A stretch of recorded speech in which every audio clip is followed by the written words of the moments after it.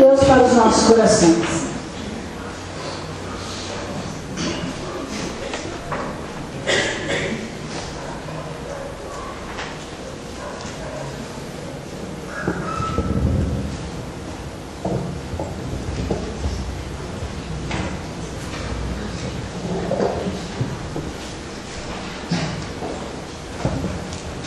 Saúde, igreja, uma paz do Senhor, amém? Deus possa continuar abençoando a vida da nossa irmã Doroteia, que gentilmente atendeu o meu pedido, e que ela possa continuar sendo essa bênção aqui em nosso meio. Louvado seja Deus pela vida da nossa irmã. Eu quero já, de antemão, dizer à igreja que é uma grande responsabilidade estar aqui, mais uma vez, para trazer aos irmãos, aos visitantes nesta noite, uma porção da palavra de Deus. É uma grande alegria e ao mesmo tempo uma grande responsabilidade. E eu quero convidar a igreja que abra suas Bíblias na primeira carta de Pedro. Primeira carta de Pedro, capítulo 5.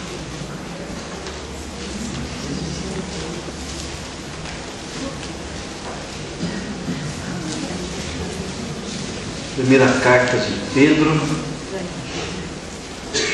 capítulo 5.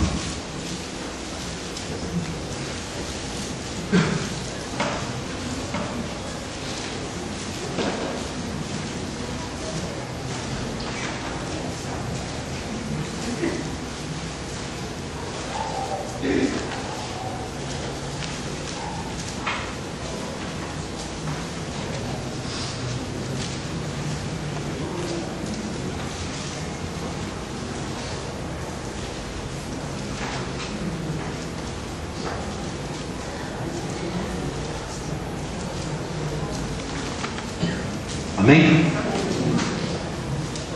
Os irmãos estejam acompanhando a leitura. A palavra de Deus nessa noite nos diz assim. Então Pedro, se dirigindo àqueles irmãos, assim: aos presbíteros que estão entre vós, admoesto eu, que sou também presbítero, como eles, e testemunha das aflições de Cristo, e participante da glória que há de se revelar.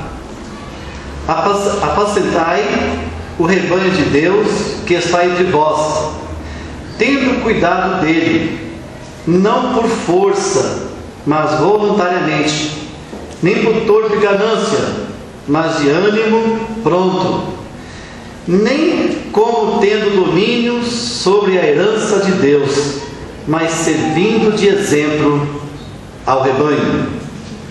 E quando aparecer o sumo pastor, alcançareis a incorruptível coroa de glória.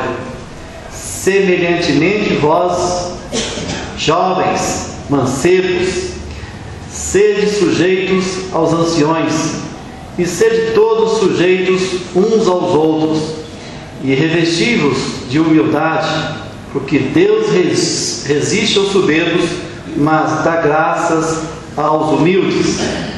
Humilhai-vos, pois, debaixo da potente mão de Deus, para que a seu tempo vos exalte, lançando sobre ele toda a vossa ansiedade, porque ele tem cuidado de vós.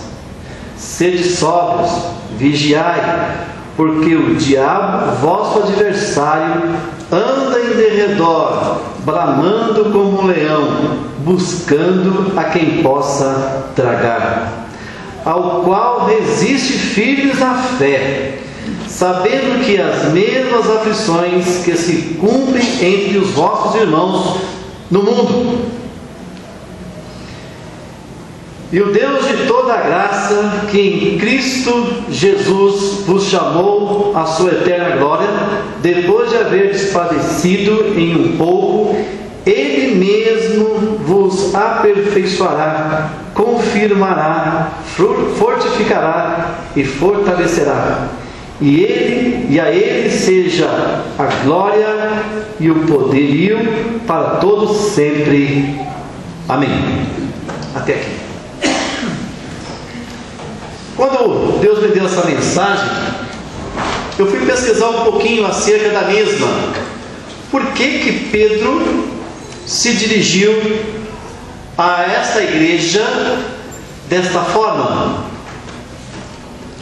Essa igreja, ela estava inserida em Roma, estava inserida próximo ali a Roma, porém Pedro não estava presente nessa igreja, mas ele já tinha passado por lá. E Pedro então mandou uma carta a esta igreja com esses dizeres, e eu fui saber por que Pedro escreveu essa carta. O que estava acontecendo nessa época para Pedro assim se manifestar? Essa época era em torno de 66 anos depois de Cristo. Então fazia aí praticamente 33 anos que Jesus havia morto, sepultado e ressuscitado. Por volta de 66 anos após o nascimento de Cristo. Então, entre o ano 64 e 66 depois de Cristo, uma grande parte da cidade de Roma, alguns acreditavam que o próprio imperador Nero, na época, era o responsável, por algumas tragédias que estavam acontecendo ali em Roma, porque pensava que o próprio governante estava querendo destruir algumas grandes construções, grandes templos, para ele fazer as suas construções. Então a população estava colocando a culpa no próprio governante, que ele era responsável por algumas destruições na própria cidade de Roma. Então a cidade de Roma, ela estava passando por algumas destruições, sendo incendiada, muitos espaços sendo queimados. Então a população começou a colocar a culpa em Nero, e Nero não gostou muito dessa culpa, e ele disse: calma lá, eu vou colocar essa culpa em alguém.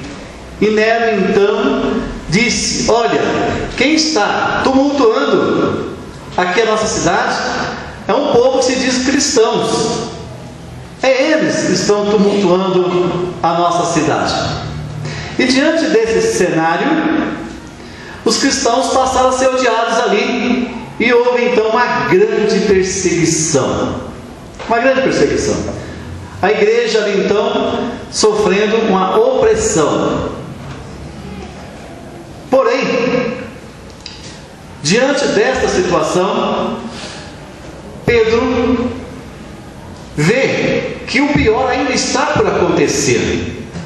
Pedro então se preocupa com a sua igreja e escreve uma carta a ela, dizendo: aos presbíteros, aos líderes daquela igreja, aos pastores daquela igreja, no que nós acabamos aqui de ler, que cuidasse bem das ovelhas, que cuidasse bem do rebanho, porque esse rebanho ia passar por uma perseguição muito grande, e que se essas ovelhas, se estas igrejas não tivessem sido bem cuidadas, ou não tivessem sido bem cuidadas, o prejuízo poderia ser maior. Então Pedro se preocupa com o bem-estar da igreja e dá essa responsabilidade aos presbíteros, aos pastores, aos líderes daquelas igrejas, dizendo: cuidai bem das ovelhas, cuidai bem do rebanho de Deus.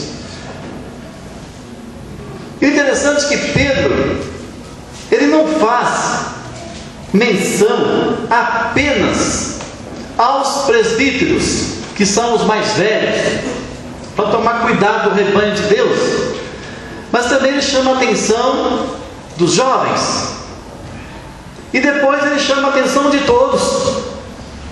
Então ele começa pelos líderes, tomar cuidado com os liderados, com as ovelhas, com os membros de suas igrejas, cuidar bem deles, deixá-los bem alimentados com a palavra, assisti-los em todas as suas necessidades.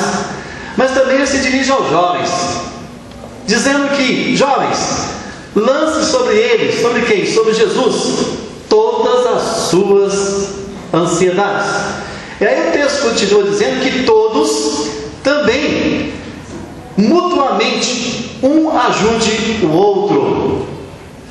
Então a preocupação de Pedro é que esta igreja, na época de 66 anos depois de Cristo, realmente vivesse uma situação de família, uma situação de confraternização, onde os líderes cuidando bem dos seus liderados e os liderados entre si se preocupando um com o outro.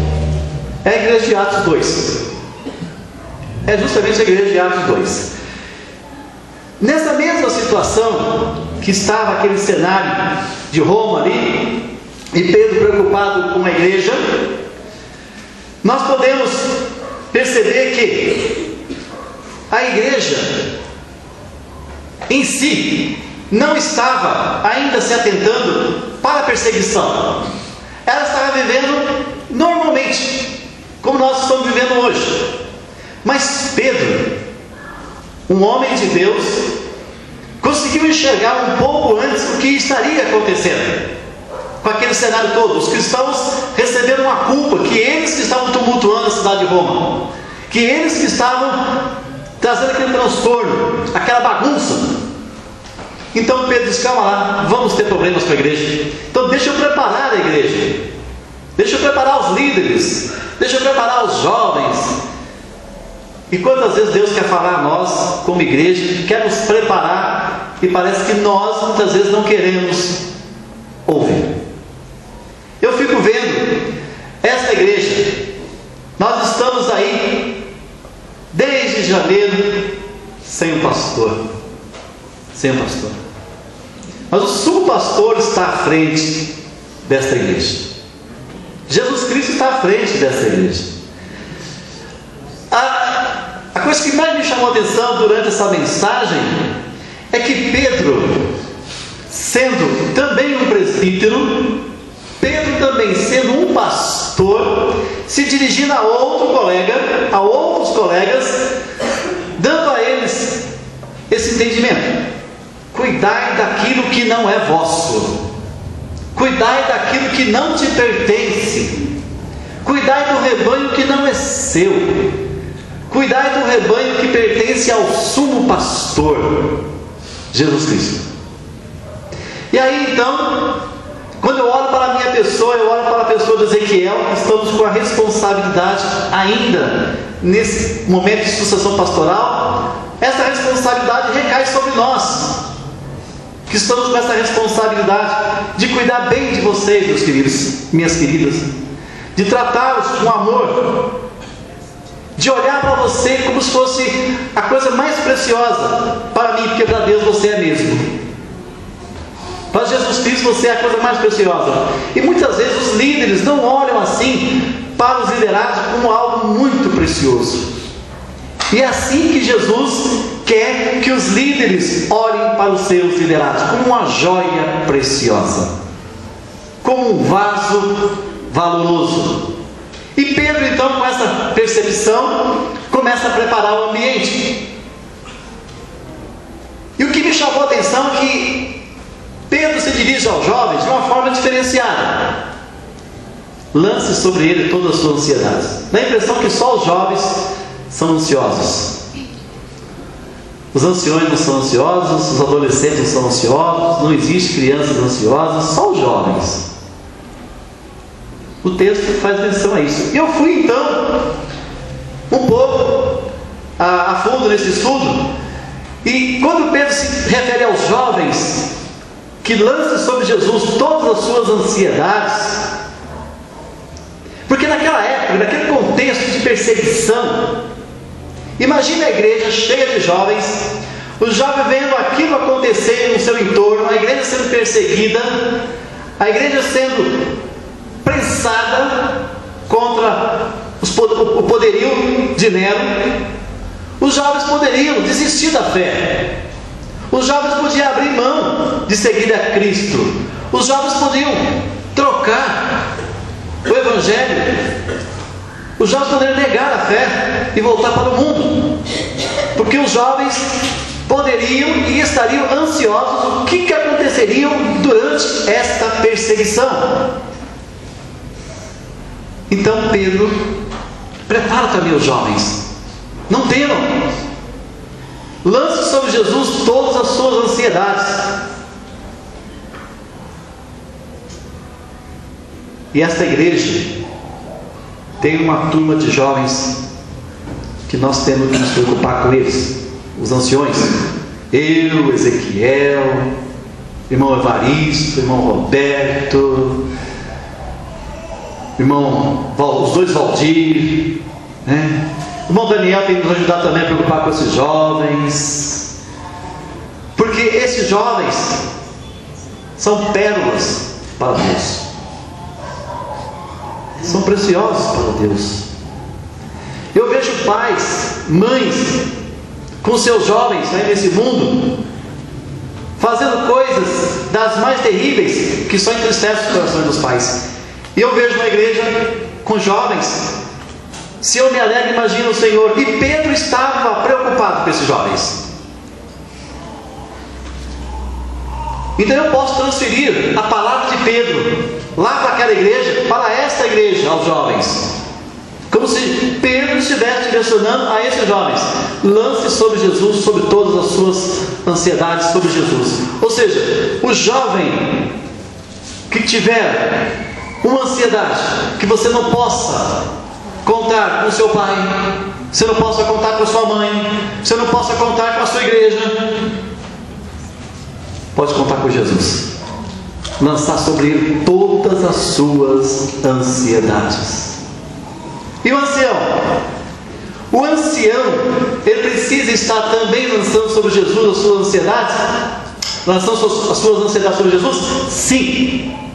Porém o jovem, ele tem muito mais ansiedade do que os anciões. E o jovem tem muito mais ansiedade que um adolescente, e muito mais do que uma criança, lógico, pela fase que ele está passando: desemprego, violência, muitas ofertas do mundo, né? Pais que não entendem os jovens, a igreja que não entende os jovens, a sociedade que não entende os jovens.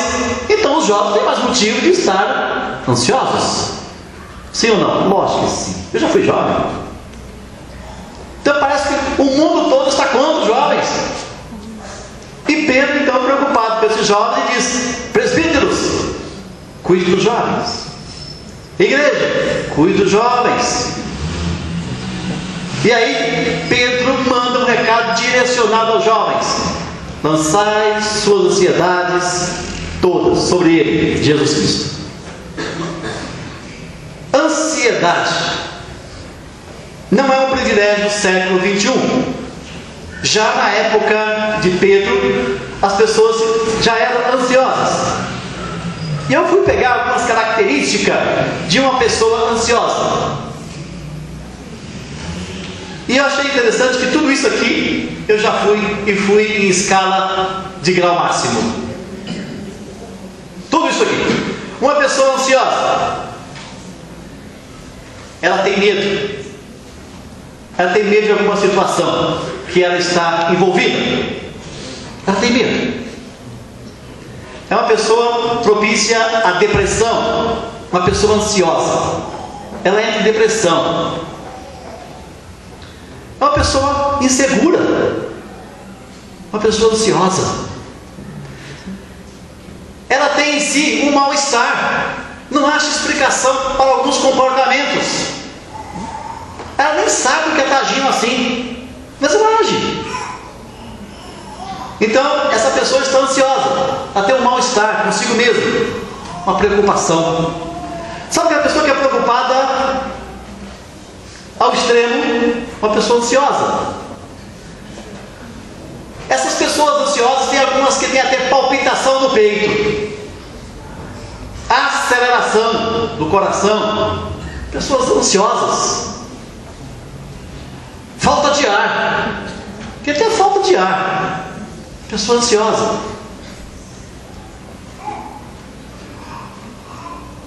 Tudo isso é levado àquelas pessoas que tendem a antecipar algo que não aconteceu aconteceu ainda, como se estivesse acontecendo. Pedro estava preocupado, porque Pedro já estava pressentindo que aquilo ia acontecer com a igreja de Jesus Cristo, uma perseguição.